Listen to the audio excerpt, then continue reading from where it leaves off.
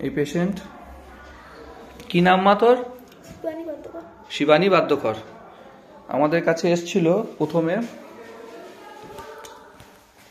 বাচ্চার বয়স হচ্ছে 14 বছর। এটা তার ফার্স্ট ছবি। রাইট সাইডের হেড অফ ফিমারটা এভিয়ান হয়ে আছে, তার সঙ্গে অস্টিওমাইলাইটিসও ছিল। ওর ডিসচার্জিং সাইনাস প্রেজেন্ট ছিল, পাস আসছিল।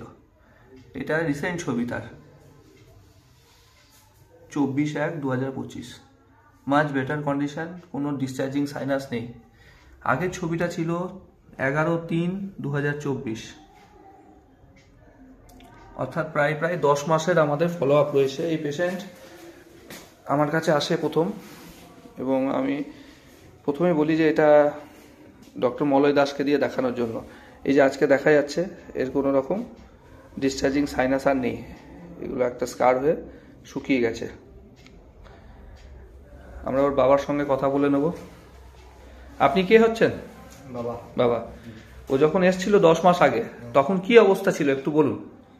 তখন একটু ব্যথা হচ্ছিল, হতে হতে আমি বললাম তাহলে আবার। ব্যথা কতদিন আগে শুরু হয়েছিল?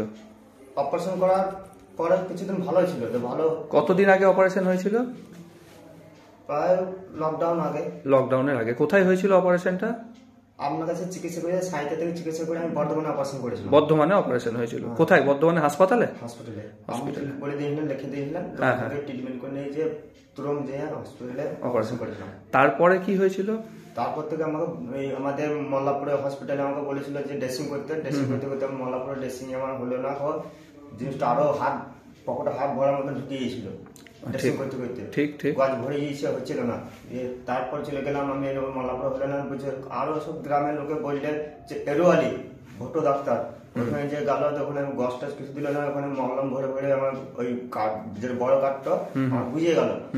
তারপর আবার কিছুদিন ভালো থাকলো, হেঁটে বেচারি ভালো ঘুরে বেড়াইছে। তারপরে আবার ওই সিজন, আবার সাইডে আবার ওই অনেক কোটা ভেঙে গেছে।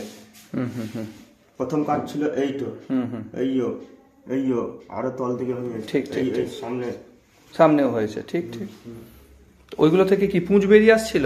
পুঁজ বেরিয়েছিল। ঠিক আছে। তুমি যখন আমার কাছে এলে, আমি তো মলয় ডাক্তারবাবুর কাছে তোমাকে পাঠাই। তারপর ওষুধ খাওয়ার পরে এটা শুকিয়েছে কতদিন থেকে? ওষুধ খাওয়ার পর হ্যাঁ তখন শুকিয়ে গেছে সব, তখন শুকিয়ে গেছে, ভালো হয়েছে। ব্যথাটা উঠছে এখন একটু ব্যথা হচ্ছে আবার। ঠিক আছে, তার আবার ওষুধ দেওয়া হবে। পুঁজ আর পড়ছে না? পুঁজ পড়ছে না, পুঁজ শুকিয়ে গেছে পুরোপুরি। ঠিক আছে, ব্যথা হচ্ছে, জায়গাটা গরম হচ্ছে, রাতে ঘুম হচ্ছে না, এটা হচ্ছে আবার। ঠিক আছে, আমরা আবার ফার্দার MRI করবার প্ল্যান করছি এটাতে। ঠিক আছে, ধন্যবাদ।